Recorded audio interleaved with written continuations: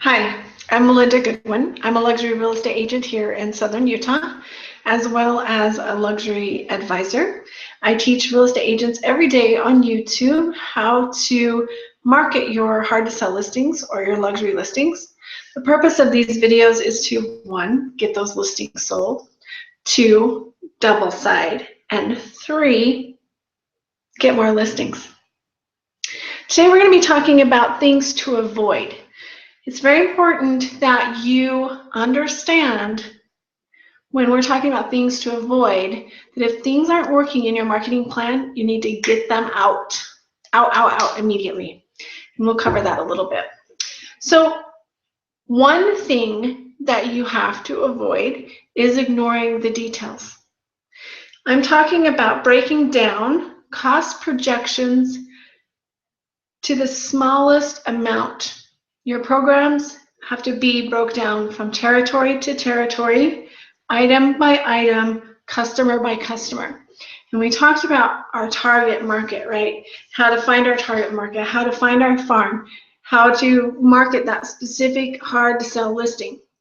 And that's exactly what I'm trying to point out. You need to break down your marketing into the finest detail.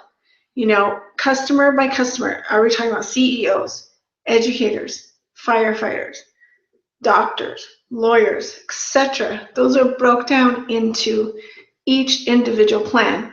We're talking about price point, million and above, million 1.2 to 1.4, depending on your market, 2 million and above, 600 to 800,000. Those are all broke down into strategic plans based on price point. And customer to customer, right? Territory to territory. Is it this subdivision? Is it that subdivision? Is it 55 and older? I mean, we've talked about how to break those down all into specific marketing plans, right? But ignoring those details is a sure way to skip over some very vital marketing that could easily make you more money. So make sure you pay attention to that. Be different. I know it's so easy to go with the flow and be like everybody else, because that is really what everybody's expecting. They're expecting that script call. They're expecting that cold call. They're expecting the door knock. What can I do for you? Or how can I make you sell your house today? They are expecting that, right? So let's be different. Let's give education away. Let's provide value by getting to know our customers first. Let's just be somebody that they can trust. That's what they want.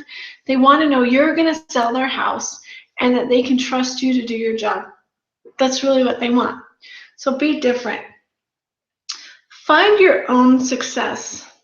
This one's a little difficult to take because, let's face it, when we're looking at ourselves in the mirror, there are days when we're like, really, who am I to say I'm even qualified to do that?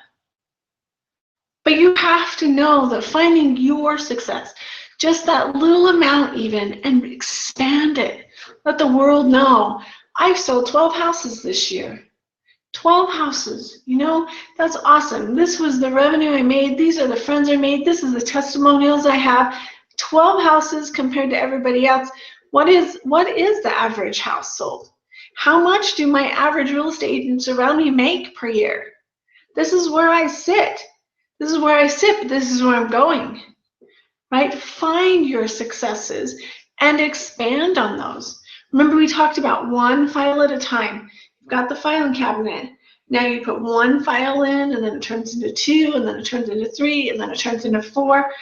That is so important to find your own successes and let people know. Don't be confined to last year's plan. This is something we do every year. This time of year, every real estate office is pulling together and they're doing their goals, right?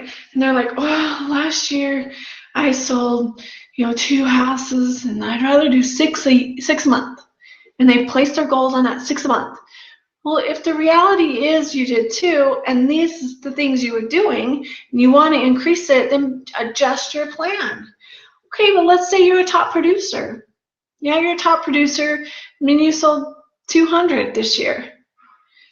If you want to go to 6, you got to adjust that plan a little bit, right? You can't be confined to exactly the plan you had last year. And repeat and improve on your best performing ads, your best performing marketing. You want to repeat and improve on that.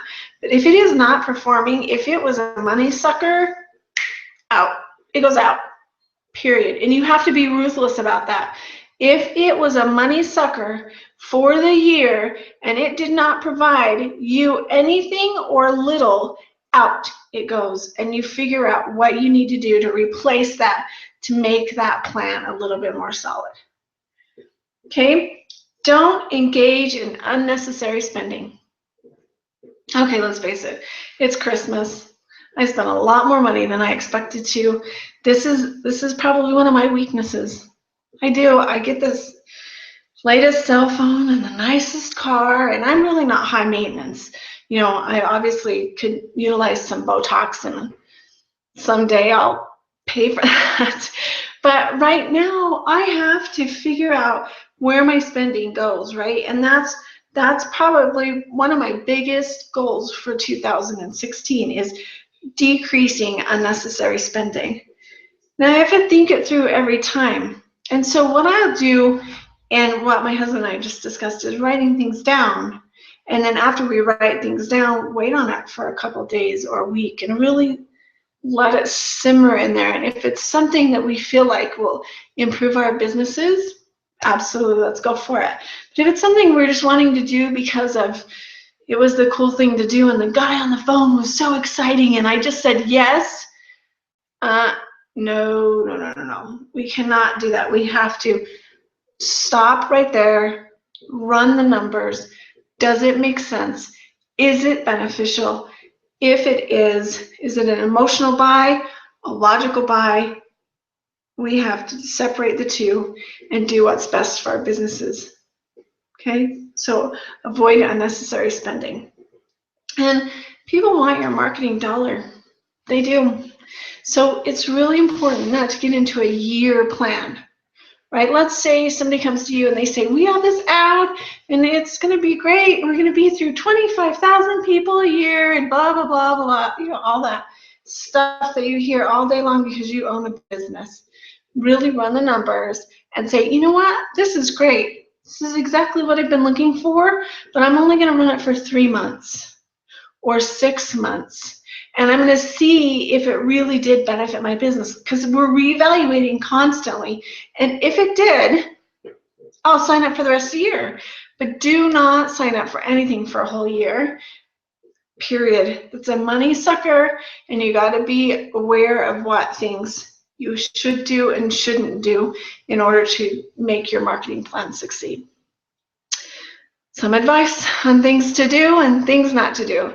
So tomorrow, hey, we're going to talk about things to do. See you tomorrow.